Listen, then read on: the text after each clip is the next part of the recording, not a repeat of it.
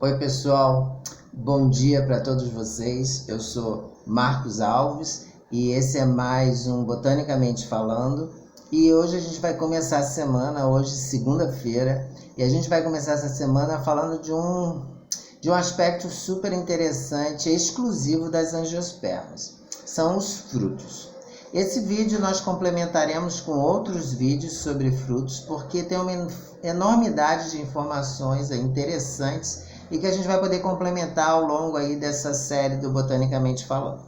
O que eu quero falar de frutos hoje é essa parte inicial dos frutos. Os frutos eles surgem, se desenvolvem na planta a partir de uma parte da flor, da parte feminina da flor, que a gente chama do gineceu. E o gineceu ele tem um ovário, que é uma bolsinha, e essa bolsa, dentro dessa bolsa estão os óvulos. Quando ocorre a fecundação, esses óvulos se transformam nas sementes e os frutos e os ovários, o ovário se transforma no fruto. Então, muitos dos frutos que a gente usa na nossa alimentação são excelentes exemplos para a gente, por exemplo, dar uma aula na graduação ou no ensino médio fundamental sobre as plantas, a morfologia de plantas, mas também sobre essa diversidade de frutos que nós temos. Para começo de conversa, os frutos, então, eles são exclusivos das plantas angiospermas, que formam um grupo gigantesco dentro do reino vegetal. Os frutos, eles podem ser basicamente de dois tipos, eu trouxe uma pequena seleção para vocês aqui desses frutos. Os frutos, eles podem ser basicamente carnosos, eu tenho aqui um caqui, eles podem ser carnosos, quando essa polpa, ela é uma polpa densa, com água, retendo água, no fruto. Eu estou falando do fruto quando ele é maduro. Ou esse fruto ele também pode ser seco. O fruto seco é que ao longo do desenvolvimento do fruto, ele começa a perder água e ele vai ao final, quando ele estiver maduro, ou seja, quando as sementes estiverem prontas para serem dispersas, ou seja, dar origem a um outro indivíduo, ele estará completamente desidratado. Então aqui eu trouxe um exemplo, esse aqui é a planta chamada de xixá. Eu trouxe um exemplo de um fruto seco. Esse fruto ele não era dessa maneira, à medida que ele foi desidratando, ele foi amadurecendo, foi desidratando, até que ele ficou completamente seco. Um outro exemplo do fruto seco é o amendoim. Você tem aquela casca do amendoim seca que lá dentro estão as sementes, que é o que a gente come, e ele se abre ali seco, não tem nenhuma polpa. Então a primeira diferença entre frutos secos e frutos carnosos. Os frutos carnosos, eles não se abrem, então eles formam essa massa, como eu dei o exemplo do caqui, que é da família Ebenácea. Um outro exemplo de fruto carnoso que não se abre, a laranja, da família Rutácea. E a gente tem o nosso maravilhoso mamão, que a gente teve um vídeo semana passada, que também é um fruto carnoso que não se abre. Então, os frutos carnosos, eles não se abrindo, eles são chamados de indehiscentes. E os frutos secos, eles podem se abrir ou não. O fruto seco que ele se abre, que é o caso do xixá, que é da família Malvácea, antes estava dentro da família Esterculiácea, inclusive é um nome curioso, o nome do gênero é Esterculia fétida, é o nome da espécie, Esterculia fétida, justamente porque as flores têm um cheiro muito ruim, desagradável, e por isso que recebe esse nome. Mas isso é uma outra história, que a gente vai contar depois.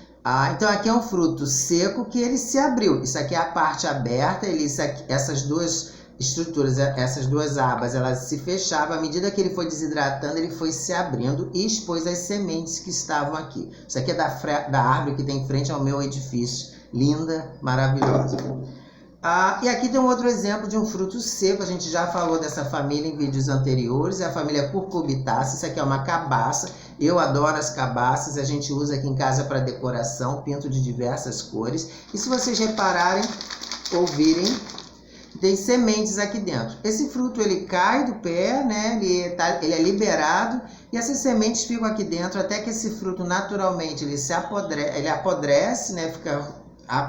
essa casca dura, ela apodrece, se rompe e as sementes são liberadas. Então esse é um modelo de um fruto seco, não tem polpa carnosa, é um fruto seco que não se abre, então também é indehiscente, e um fruto seco que se abre, que a gente chama de dehiscente. Então aí a gente já está entendendo essa separação dos frutos.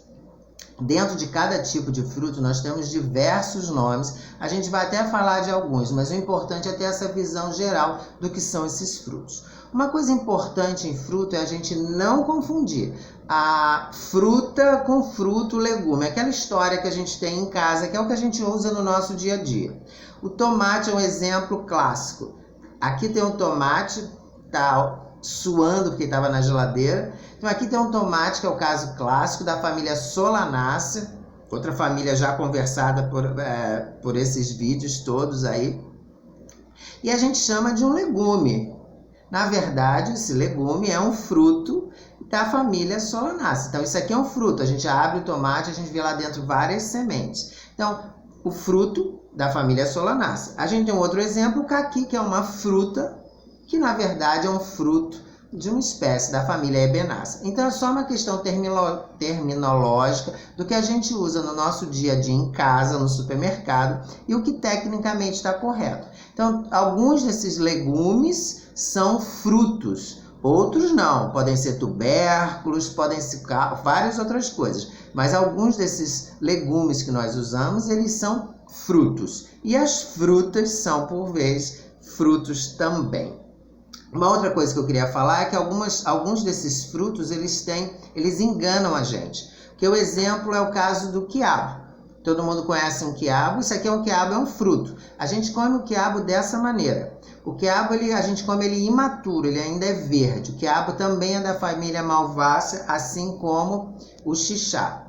O quiabo, na verdade, é um fruto que se abre. É um fruto seco, deiscente. Só que a gente se alimenta do quiabo quando ele ainda não está maduro. Então a gente se alimenta do quiabo imaturo, ainda verde. Se você abrir o quiabo, é lindo, maravilhoso para a gente ver. Ele é repleto de sementes. As sementes, elas ficam em diferentes espaços. Se você abrir e olhar um quiabo lindo, maravilhoso, faz uma quiabada hoje em casa ou amanhã, e você vai ver que cada semente, as sementes ficam dentro de uma casinha. A gente chama cada casinha de um lóculo. É o lóculo do fruto, que antes o óvulo estava dentro de um lóculo do ovário. É lindo, ótimo para dar aula. Aliás, o quiabo é um excelente exemplo para a gente dar aula sobre posição do ovário, que o ovário é súpero na flor, que é uma outra história também que a gente vai contar.